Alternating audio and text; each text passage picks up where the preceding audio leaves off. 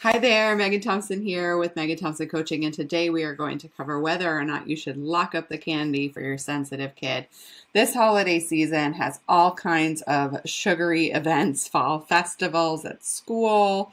We've got Thanksgiving coming around, Christmas coming up, and any sort of games or parties that your kiddo might experience at whatever social events that they're having. And with the inundation of sugary foods, candy, and just general feasting happening this fall and into the winter season, I want to talk about where parents usually get stuck. If you are struggling with how much you should monitor regarding your child's food consumption and what impacts your child's moods, then this show is for you.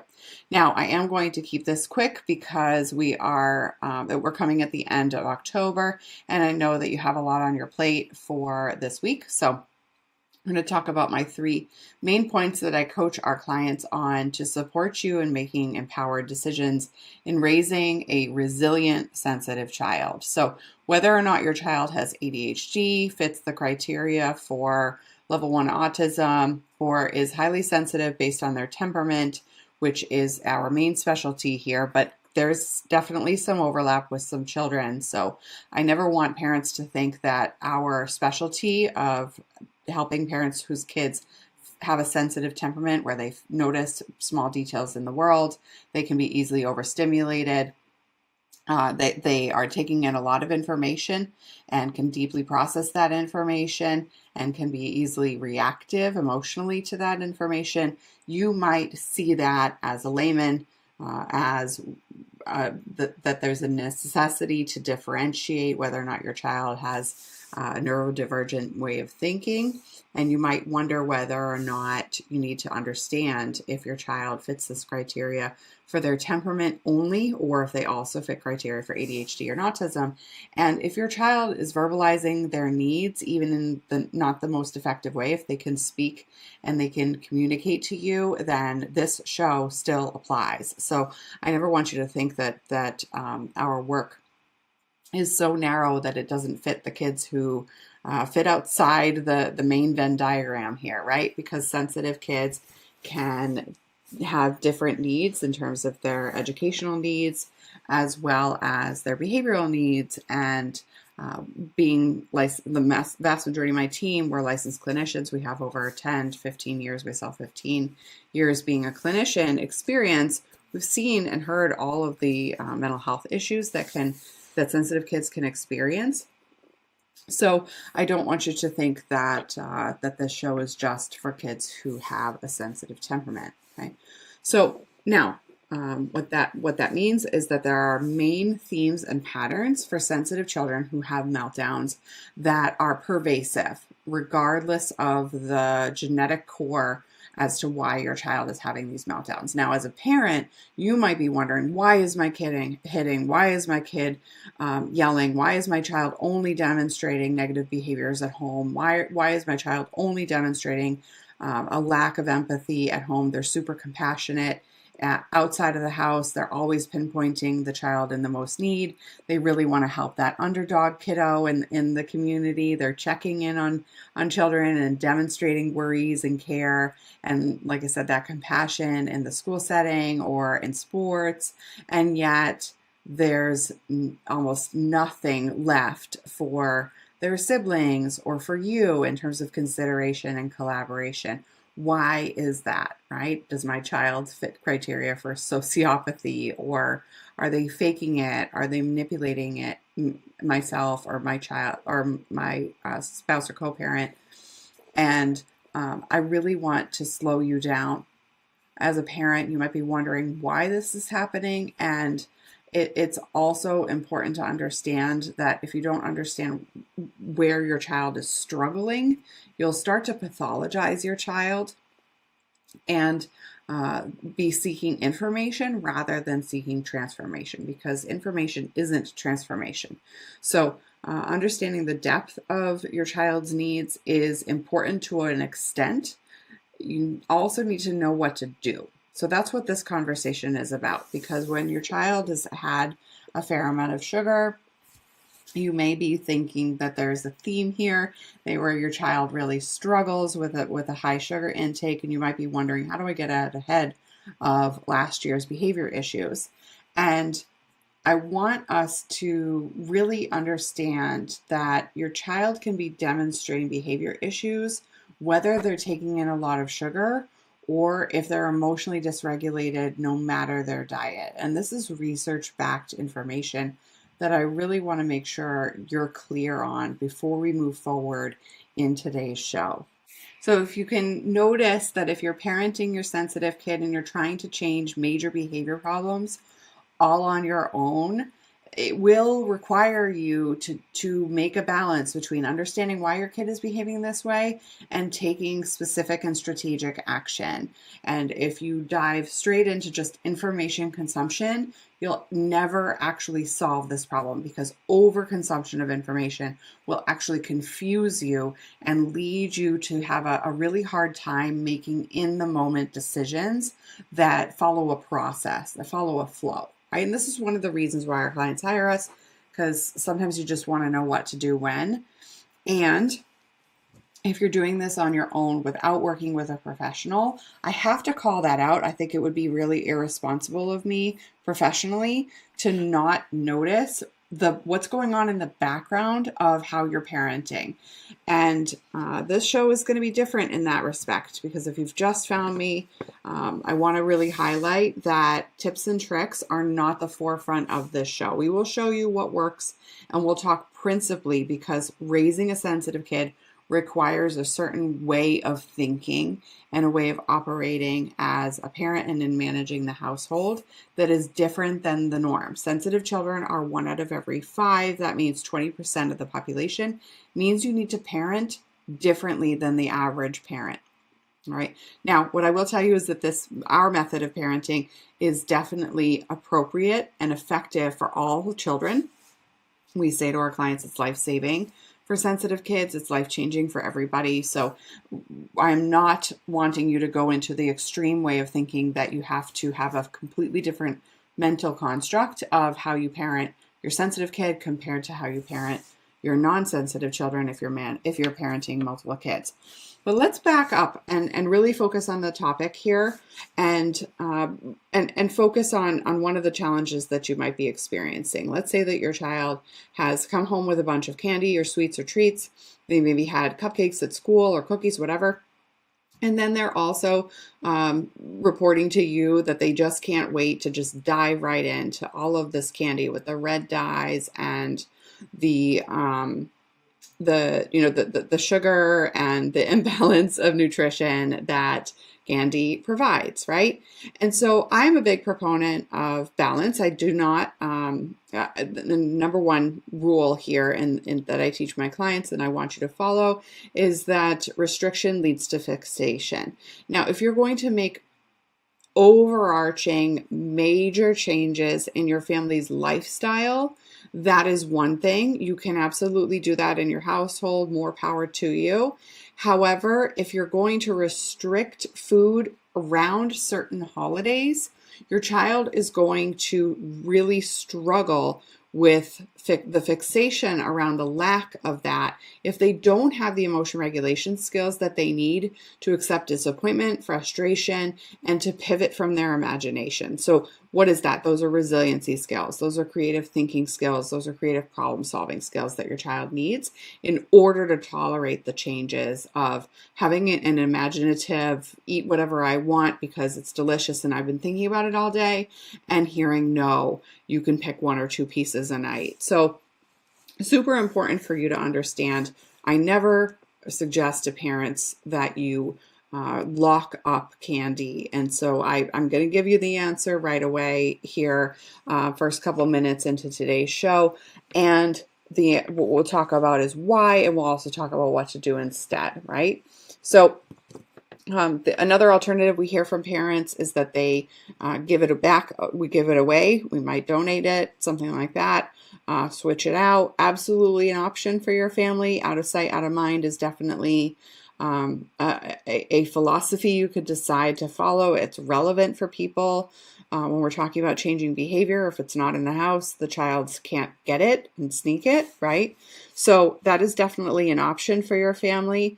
And we have the same mentality that restriction creates fixation, right? So finding ways to help your child mitigate balance within reason is much more effective than having them go hunt for candy and then taking it away the next day.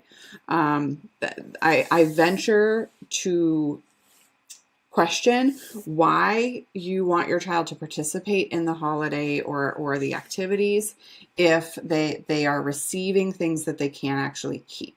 So that would be something that I would ask you, if there's a way for you to change your family's cultures or traditions and have the mental stamina to go against the grain here. There's lots of ways for your family to experience fun and enjoyment without having a fall experience or a holiday experience be hyper focused on the accumulation of food and treats, right? So that's number two, I guess, is to really create a plan in advance. Some of it is to collaborate with your child, to have your child share with you what is it that they prefer. Are there certain treats that they're hoping?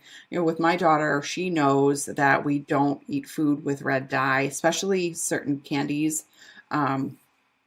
That there are certain candies that is really quite terrible for you, and specifically food that is derived from petroleum.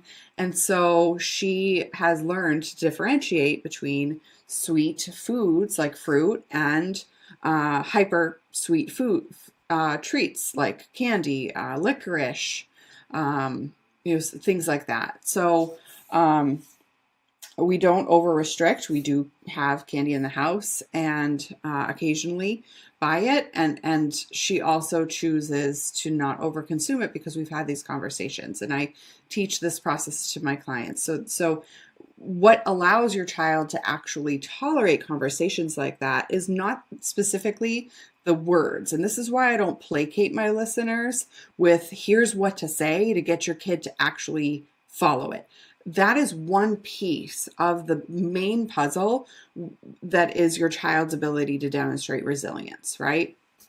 Because you could say all the right words, and if you're not saying them in the right way, delivering them the right way, or if you're not also helping your child tolerate discomfort and learn how to manage frustration, then your approach to helping your kid make a collaborative plan will actually be insufficient.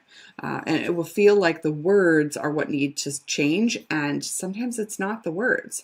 We've had clients come in and they say, this is how I explained this circumstance to my kid. Do you have any tweaks and feedback? And I'll say, no, but here's what we need to be working on outside of that moment so that your parenting is comprehensive in stopping the meltdown cycle. So one of the things that I see often for parents is that you can get stuck in the spaghetti mentality, really wanting for a quick fix, throw spaghetti at the wall, hope something sticks, and excuse me,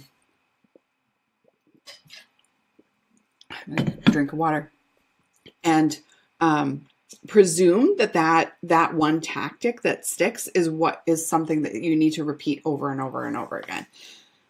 You probably have a lot of tools in your toolbox, but if you're not carrying the tools and knowing what tool to use when and how that tool is necessary and what allows that tool to actually work for your child, then the screws are going to come out of the wall and they'll pop, right? Even if you're using a screwdriver or a drill, if you're not laying the drywall properly, if you're pushing the screw in too far, if you're not pushing the screw in far enough. I don't know if any of you have ever owned a home. After a couple of years, we see a lot of screw pops, right? If you work in construction or you work with your hands, maybe and you've done some research on how to do general repairs in your house, you've probably observed that there's a way to use the tool that creates seamless follow through, and then there's a way that creates damage that you're going to have to fix in a couple of years, right? So it's not just about knowing what tool to use. That is definitely necessary, and not the whole picture. So I'll move on. I think I've drilled home my point here. And when we're talking about making a collaborative plan, we need to be talking about involving the child. So first of all, getting both parents on board in the household. How much candy do we think our kid needs to have to experience the joy of childhood? And then, with fast metabolisms and high activity. and then, what is enough, right? And now there's plenty of research that demonstrates, and I've talked about this on other shows, regarding different fall and winter holidays. So you can go through the podcast. We have almost 300 episodes. You can go find other topics on this very same thing to do a deep dive if you wish. But for this year, we're just going to focus on this concept here. And there are plenty of studies that demonstrate that sugar consumption actually has a placebo effect. When parents when parents are cognizant that their child has had sugar, parents have a higher belief that their child is hyper. And so there's been control group studies where the parent didn't know the kid had sugar and reported the kiddo was generally demonstrating the energy that they need to. Now, this is research that is not specific to highly sensitive kids. So whenever I teach my clients on interpreting research related to children and child development in general, I always look at it through the lens of a parent of a sensitive kid, rather than looking at that and just saying, see, sugar doesn't matter, right? Because it is not that simple when parenting a more complex kid. Now, I want you to focus on this when we're talking about the collaboration plan.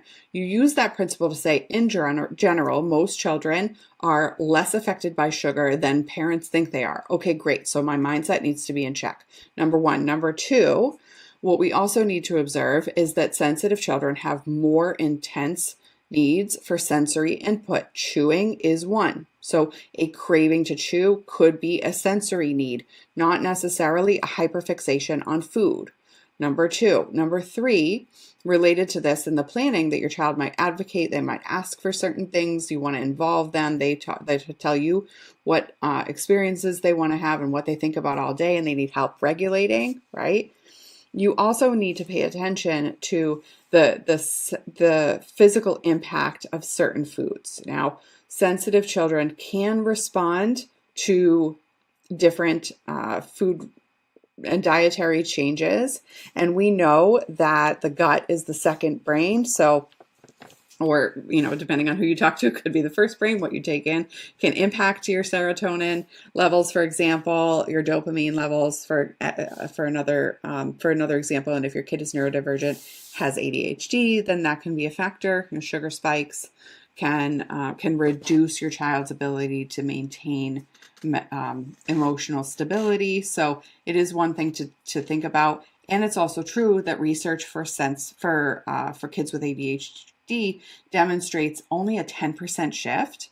About 10% kids whose parents have restricted their diet see a change in behavior when we do the major dietary restrictions. And those dietary restrictions are pretty high and hard to maintain. It's a lot of changes you need to make, and it's pretty difficult. So if your odds are to make changes that will impact your child, it's a pretty big overhaul you're going to need to make. And we see elimination diets being much more effective at giving parents the data to actually make pointed decisions than in just restricting candy for a couple of days in a week, right?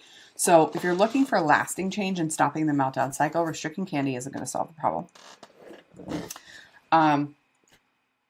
So the next thing that I want you to do when you make this collaborative plan with your kid, first of all, make sure both parents are on board. What are our parameters? What do we want to have focus on for our kid? What is the experience of any of these holidays? What's the intention of the holiday? How do we want to convey that while our child might be focused on their own priorities? And then involve your child. What do you want to experience here? What are you hoping to get out of this holiday season? And what are you hoping to, what sort of tastes are you hoping to experience and food you're hoping to enjoy? And then working together to come up with a way to set that plan up.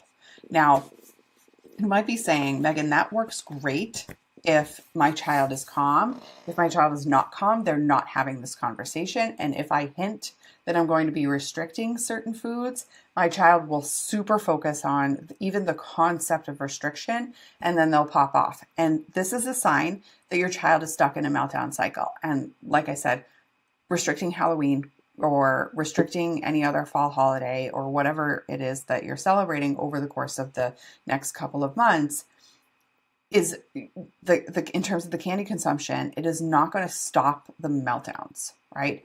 So because meltdowns are not just based on sugar, and they're not just based on being overstimulated in one event. It's a factor for that one day or the day after, but it's not what stops the meltdown cycle. All right. So moving on to the next focus is really in teaching your child how to think for themselves. So when we think about the understanding of the sensitive brain, highly sensitive kids take in more information from the world. They're more apt to process that information effectively and wisely beyond their peers. When they're calm, they know how to regulate and they know how to communicate more effectively. This is clear over and over again in the research, right? So, with that being said, sensitive kids, you can have a conversation. Hey, honey, here are the facts. Here's the science. Let's learn about what you just learned. Let me teach you. As a homeschooler, these are skills that I have developed over the years. I have these conversations with my 8-year-old all the time. She is highly sensitive. She doesn't melt down about it. These are skills that you can learn. We teach our clients how to do this all the time too. So I just want to speak about the fact that I'm not just a professional. I'm also a student of my own work, and we see this same change in my household in terms of whenever life comes up and I need to have a conversation with my kid. I use the same skills that I teach my clients that I taught my clients before I had kids. So whenever I reference my kiddo, I really want you to understand that I have 8 years of experience being a parent, 15 years of experience being a clinician, and 37 years of experience with highly sensitive people because my sister is 2 years younger than me. Now, obviously, I don't retain a lot from when I was 2, but there's that. Okay, so let's talk about the next thing in terms of teaching healthy habits and having these conversations with your kiddo and discussing their likes and dislikes and also helping them understand the science. Most highly sensitive kids are really, really smart. They doesn't necessarily mean that they're gifted or technically advanced, but they're very wise understanding of the collective society and how sugar is marketed and what sugar does to the brain, for example. Your sensitive kid is capable of having that conversation. You've felt surprised by these conversations. What you need to do is figure out when your child is available for that conversation. They're emotionally available to learn from you. And then also how to notice how they can maintain calm when you're having a conversation about a potentially triggering conversation. And this is a different skill, stretching your child beyond their spontaneous calm into having repeatable calm conversations. And this is something that takes practice, right? So when you have the ability to teach your child how to tolerate hard conversations and stay in the conversation enough to come to a healthy resolution, you will be able to learn what your child wants out of these experiences, and then also how to shift your child into meeting the family's values of healthy eating, of physical health in other ways, and meeting all avenues of health. So in terms of teaching your child how to take care of their bodies, eating protein-rich foods, I'm not a nutritionist. I'm not a doctor. This is not medical advice. And most bodies really, really benefit from high protein diets. And having enough to slow down that hangry mentality that can really contribute to meltdowns for any human being, highly sensitive or not. And so helping your child notice how you model balanced eating, how you communicate, and leading from the front as well is going to be necessary for that. And managing the amount of food that comes in the household to start, right? So the experience of sorting any sort of treats or candies before the child is allowed to eat it is definitely part of the process that I would advise you initiate in your routine, so that your child understands the experience of delayed gratification, as well as checking safety for any sort of gifted foods. All right. Okay. So, overarchingly, if listening to this show created a spike in anxiety for you, where you felt like your kiddo can't handle it and you don't know how to handle it, so you might as well not even try and just like see how it plays out, I encourage you to watch our free training and really seriously consider hiring a professional to support you, because as a parent, you do need to have a stronger emotional tie to capability, confidence, and certainty than to anxiety. So if you're leading from an anxious mindset, your child will follow all of what you are teaching them, including walking on eggshells, holding their breath, exploding later, making decisions late, procrastinating on important decisions, for example. And you deserve better. You deserve to live a life where you feel capable and confident. It is something that you absolutely can build. And we teach you how our process works in that training. So go to meganthompsoncoaching.com/3mistakes. You'll learn more about the average parent's mistakes in parenting sensitive kids, where most people get stuck, especially if you're breaking generational patterns and you don't really have a reference. Aside from noticing you don't want to spank and you don't want to yell and you don't want to put your kid in timeouts or punish them to teach them, you want them to learn to have collaborative conversations, to solve problems effectively, and you don't want to overcomplicate it. You want this process to feel simple, because parenting is hard no matter what, but it doesn't need to be complicated. So parenting a sensitive kid is, your child is complex, but you can learn how to break down the principles of raising resilient children who are also highly sensitive. So we teach that in our free training. Go ahead over to meganthompsoncoaching.com/3mistakes. I will put the link here on the screen. Just a second. Ta-da, da, da, da, da. And then you can watch it on your own time when you get that opportunity. When you register, you have 5 days to watch it, because I really want you to ensure that you prioritize changing your household. So there's a time limit on the registration. However, it's your time. You can register from 2 days from now. You can register a week from now.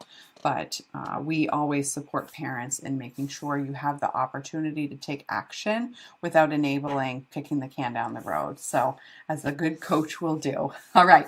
I'll talk to you soon. Have a lovely